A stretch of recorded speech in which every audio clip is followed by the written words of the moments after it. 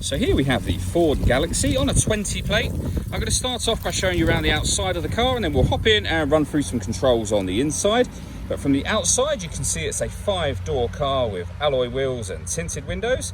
Let's start off inside the boot and then work our way around the rest of the car from there. As we approach the back of the car, you can see we have reversing sensors. Currently, all 7 seats are in place. So this is the amount of boot space you have as a 7-seater.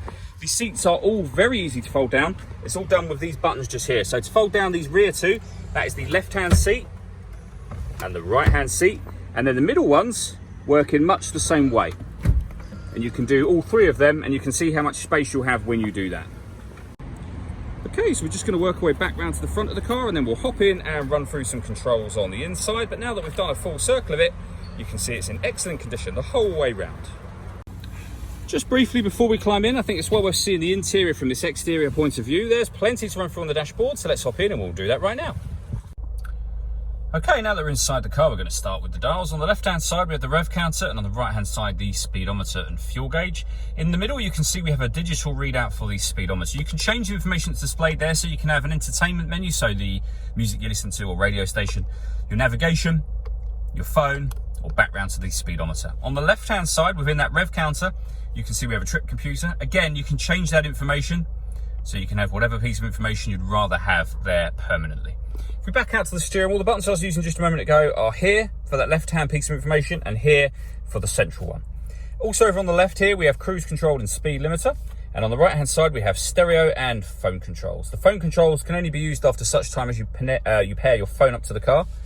And that is done on the touchscreen in the center. Hit connect phone and then add phone. Search for your vehicle on your device and select it once it is found. And then just follow the instructions from there. It's very easy to do. This car's got satellite navigation. There's a full video showing how this works on both our website and also on our YouTube channel as well. And when it comes to music in this car, you've got plenty of options for that as well. So you see there, we have AM, FM and DAB radio, a CD player, Bluetooth audio, so you can stream your music wirelessly, and this car's got 2 separate USB inputs as well. So if you plug devices into either or both of those, they will appear up here as further options for you. Working our way down, we have the CD player and the main volume for the stereo. We then have dual zone climate control. Any adjustments you make to the passenger or driver temperature, or to increase or decrease the fan speed, all show on the screen. So you'll see passenger temperature, driver temperature, fan speed. When you're happy with those settings, this button turns the air conditioning off or back on again, or you can hit auto.